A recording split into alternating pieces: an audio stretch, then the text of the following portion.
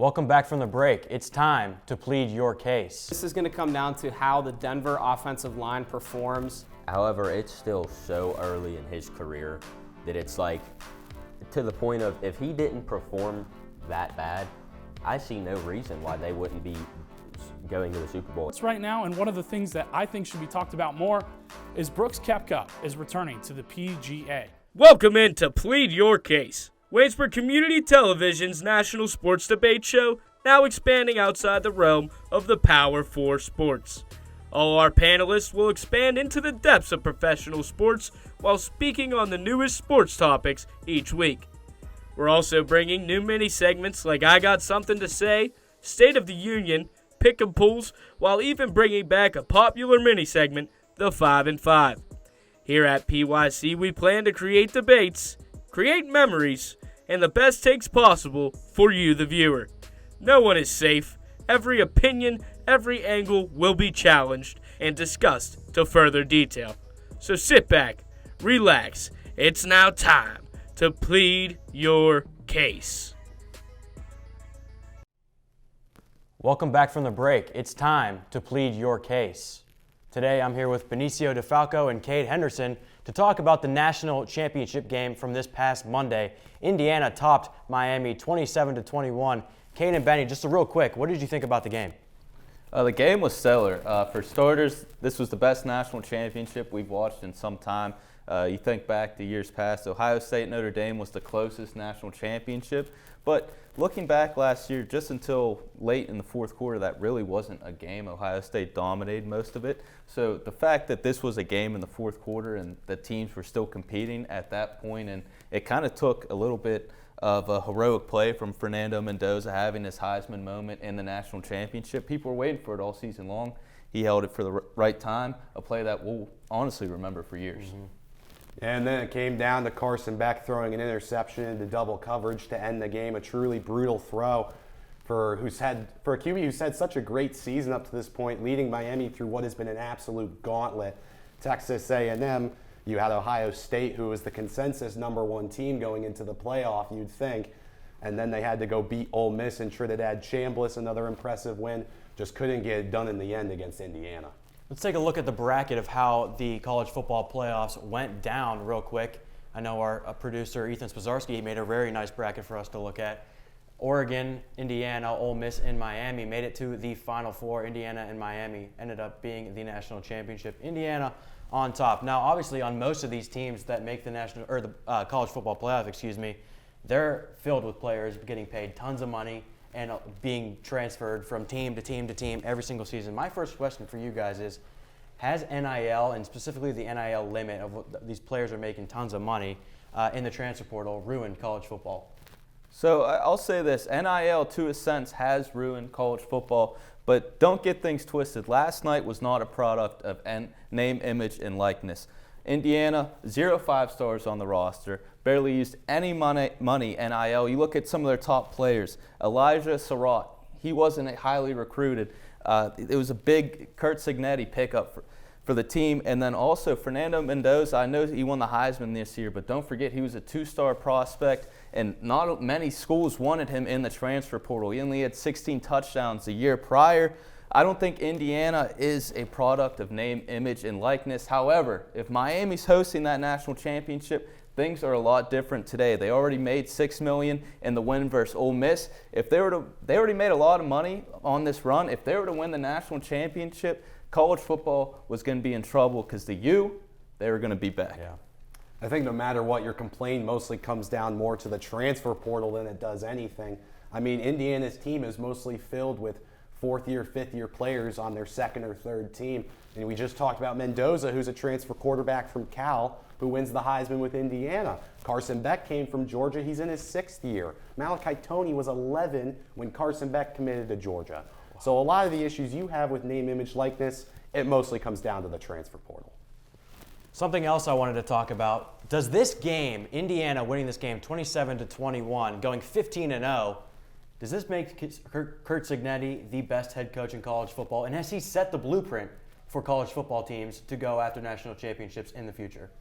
I think he set the blueprint for sure. I kind of mentioned it him not having a lot of prospects in the transfer portal just a year prior, now top 5, and also on pace to get his first 5-star. But I wanted to take things back to just a season ago. He had two losses in his first season as head coach of the Indiana Hoosiers. His 2 losses that season: Notre Dame and Ohio State, the 2 teams to play in the national championship. And then you look at what he did this year. He had to go against, I know we talked about Miami's gauntlet, but he went against all the blue bloods in college football. You start things off with the Big Ten championship in Ohio State, a defensive masterclass that Indiana ultimately outcoached Ohio State.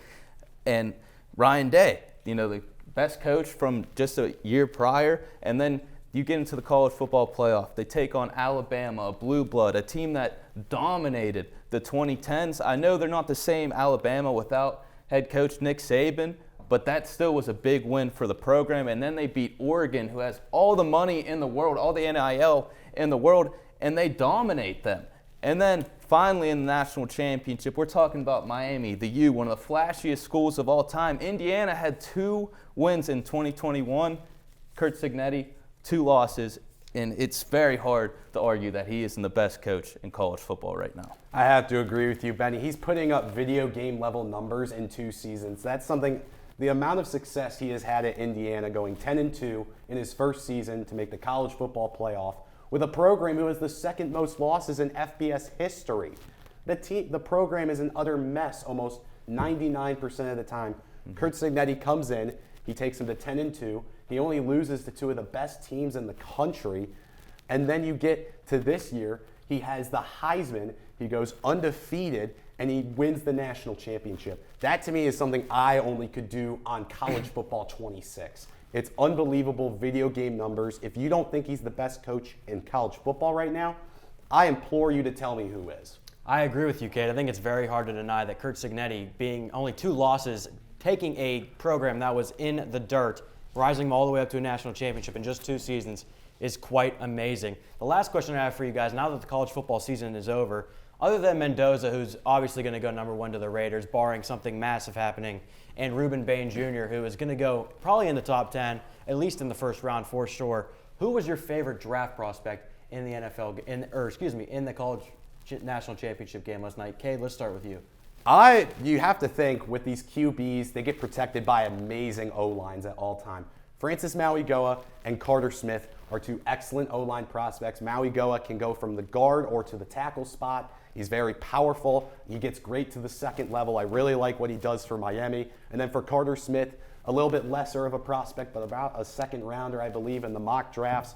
He's a very good run protector, does well in the play action. He worked well in the RPO system that Indiana runs. I very much like him in this year's draft as well. To be honest with you, it's hard not to like anyone on Indiana or Miami's offensive or defensive line. I don't think either of them get the credit that they deserve. I mean, especially Miami. If you look at their college football run, a lot of their success was due to their defensive line. No one was able to push them. Breaking it down to some prospects, I think Carson Beck benefited a lot from this college football playoff. Not that I think he's some great draft prospect, but I think scouts will view him similarly to Will Howard just a season ago, where he really wasn't on draft boards, goes into the college football playoff, has a great run. He'll now get drafted. I don't know how good his chances were prior to the season. I think Elijah Surratt was somebody who benefited a lot in the college football playoff, just seeing his ability not only to play at any different level, but just sometimes there's times this season that Indiana had multiple different receivers step up for them. He was one of them. And another one was Mark Fletcher. If it wasn't for, Indiana hosting the national championship, we're talking about Mark Fletcher being the MVP of that game. Now, a negative part, he does throw some punches at the end of the game. So I'm sure that will hurt his draft stock. But if it wasn't for the thrown punches, we're talking about the 57-yard touchdown run. He had Miami's only touchdowns of the night. He's a stellar athlete. And, I think he's someone to pay attention to in this year's draft. I'd have to agree with you. There are tons of prospects, NFL draft prospects on national television last night. Personally, my favorite prospect going under the radar in that game, D'Angelo Pons, the nickel corner of Indiana, made a bunch of big plays in the college football playoffs. That's going to be it for us today, talking about the national championship game. Let's send it to Joe Chirillo for the top 5 news headlines of the month.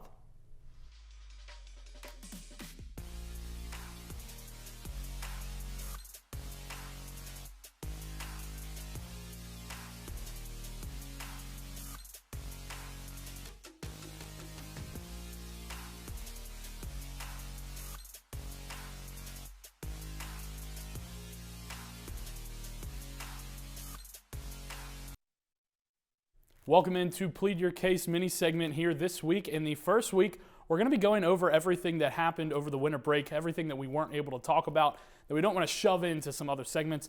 You have myself, Joe Cirillo. We're just going to break it down here real quick. An honorable mention for myself was the NFL coaching changes that were going on. Head coaches of John Harbaugh going from Baltimore after that loss from 44 yards. Tyler Loop missing that kick, then got fired the next day, and then you see him now going to be with the New York Giants. You also have Sean McDermott, Kevin Stefanski, Raheem Morris. Many more have been fired in what seems to be a ridiculous NFL season already. It keeps getting crazier, but don't worry, we will be talking about one in particular. But let's go into number 5. With number 5, NASCAR. They make changes to the Cup Series for this upcoming season of 2026.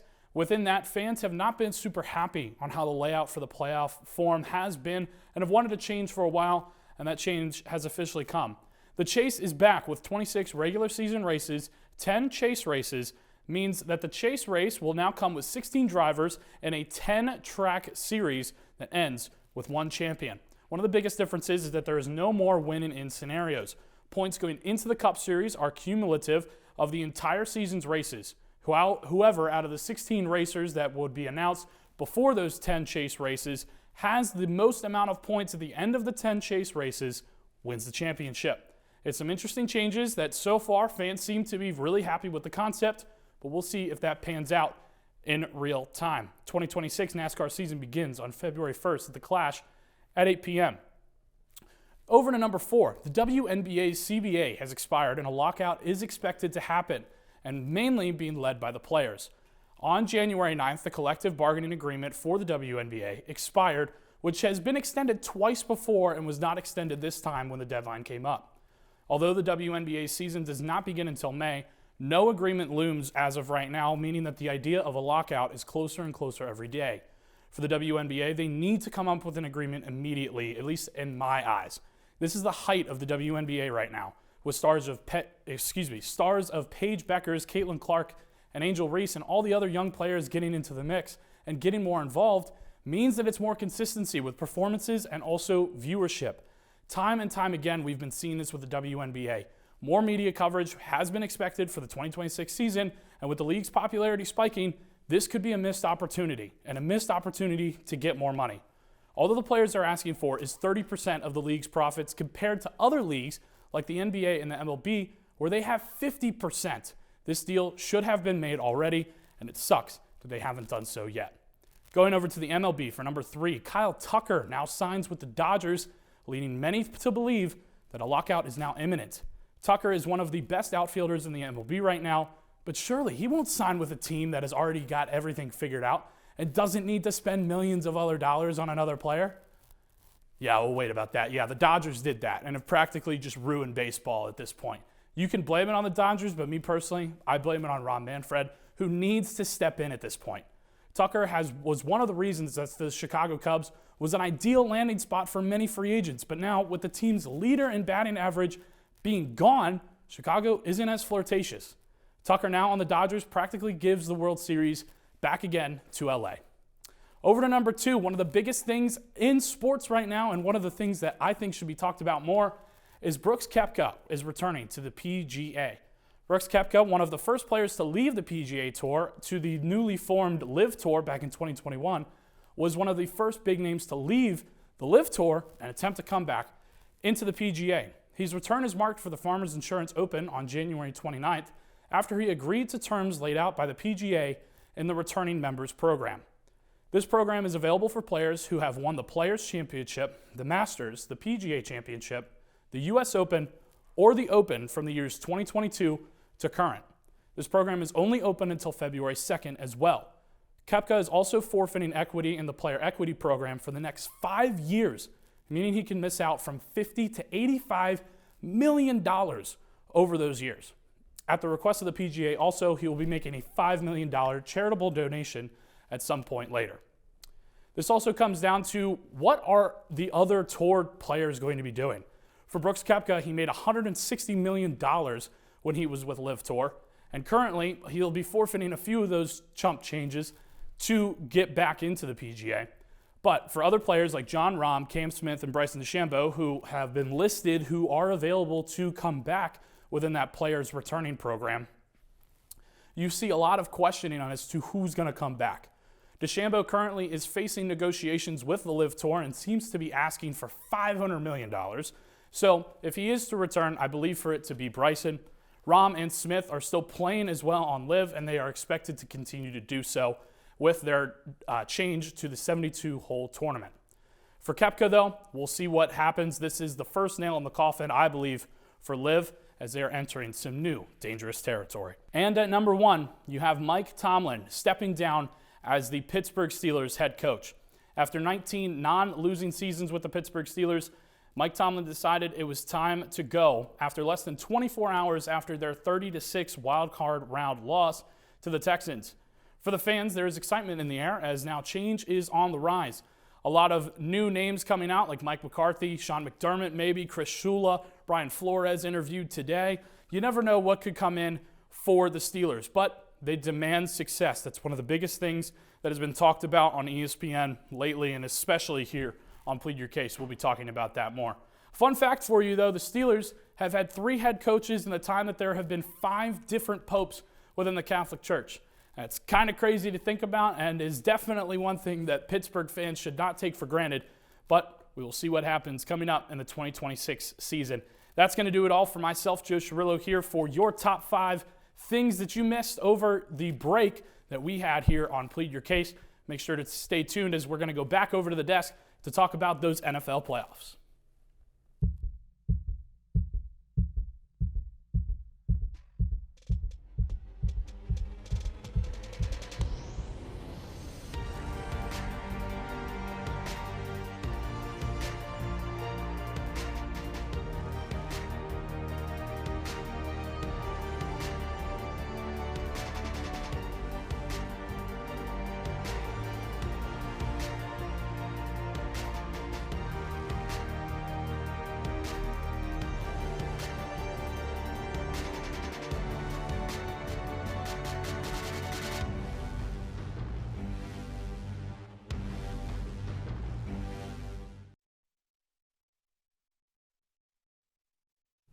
Welcome back into Plead Your Case. It's time to talk about the NFL. The divisional round just happened this weekend. I'm Brett Gambita, and I've got Stone Mangus and Vinnie Heller up here to talk about that with me. Guys, let's take a look at this bracket.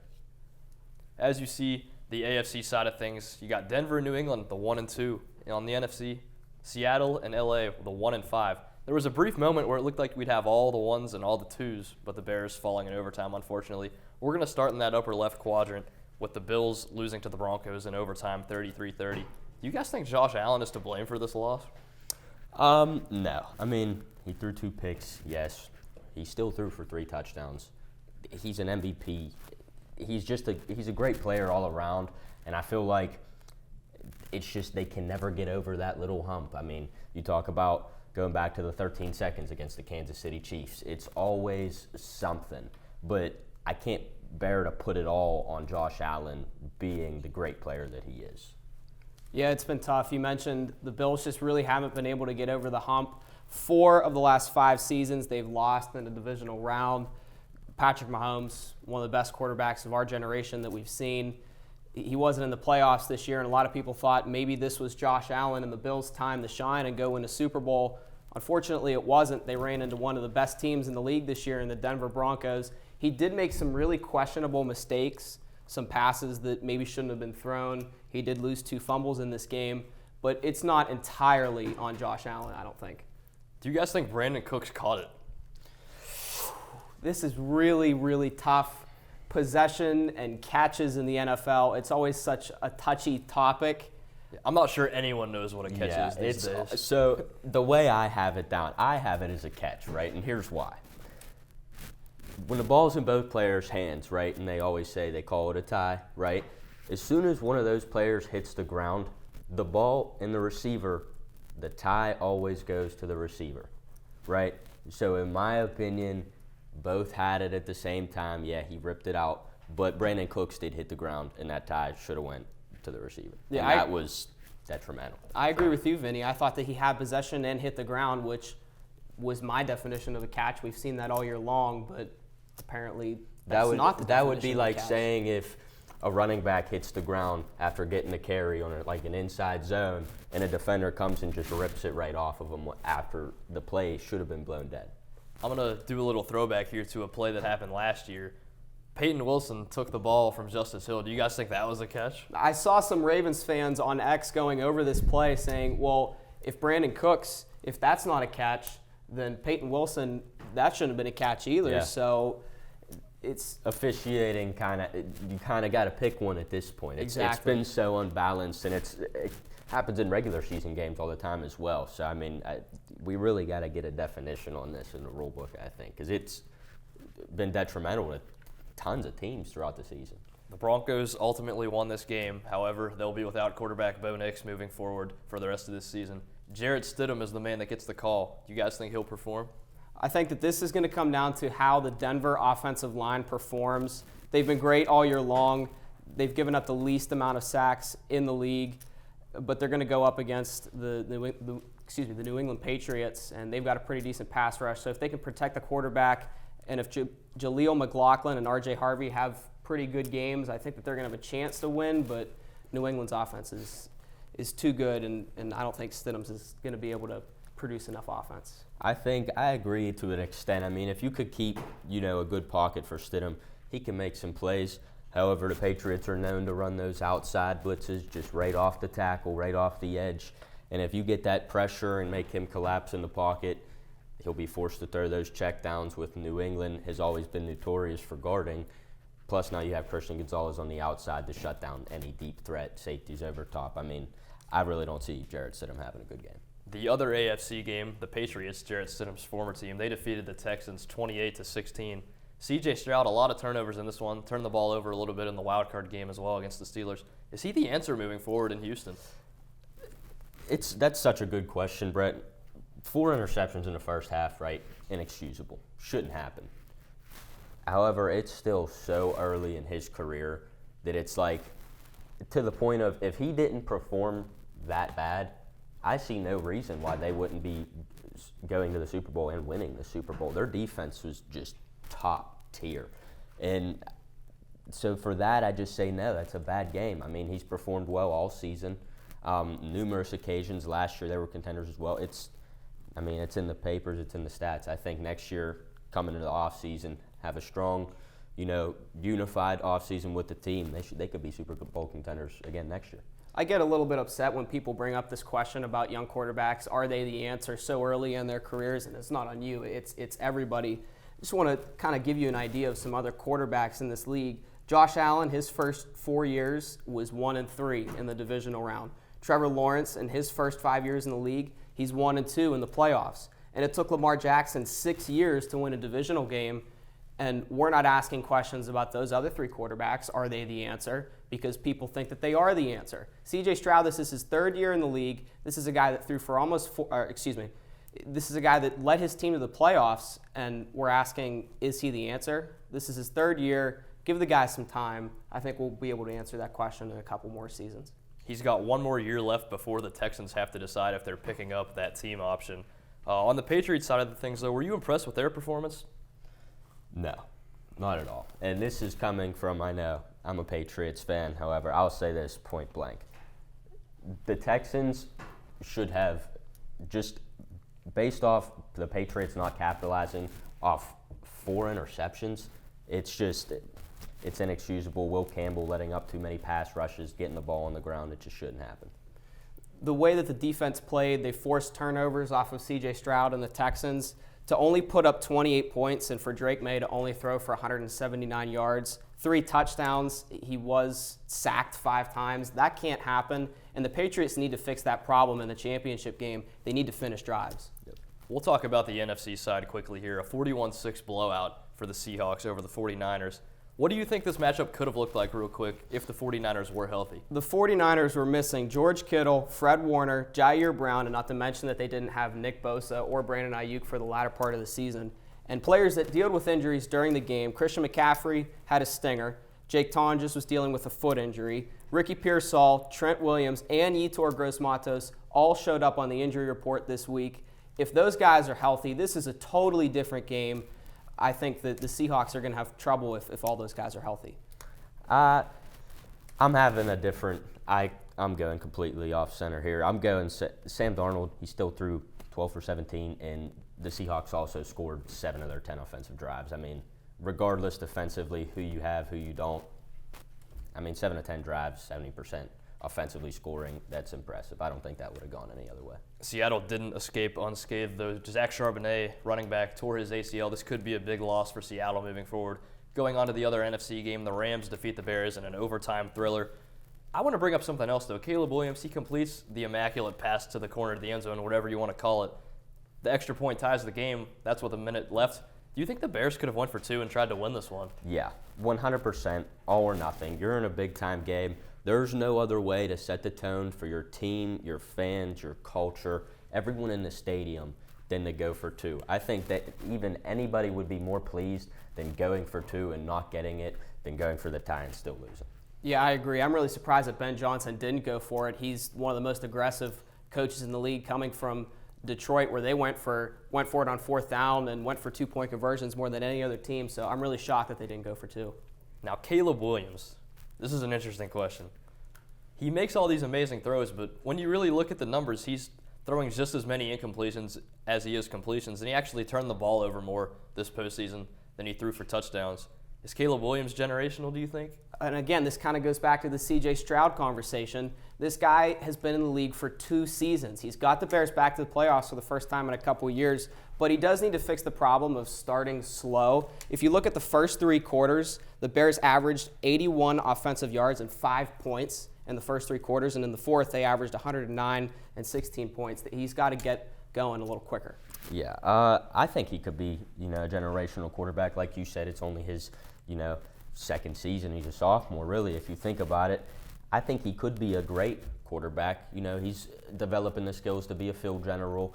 Despite being a little bit scarce in the pocket, unless it collapses, he could stay in there and make some throws. So, I think he'll be all right. All right, real quickly, we know the bracket. Let's make a Super Bowl prediction. What do you guys have? I got Patriots versus the Seahawks, rematch of 49. I got a 31-28 Patriots win. I don't see the Broncos defeating the Patriots. They're going to walk easily in that one. But I do see the Los Angeles Rams defeating the Seattle Seahawks, getting revenge for that Week 16 game. I think Matt Stafford has a big game with Devontae Adams and Puka, like they did in Week 16, even though they didn't come out with a win. And Stone, I'm going to say the same as you. I'm going to take the Rams over the Patriots in the Super Bowl. Well, thank you guys for joining us here on Plead Your Case today to talk about NFL. That'll conclude today's episode. So see you next time.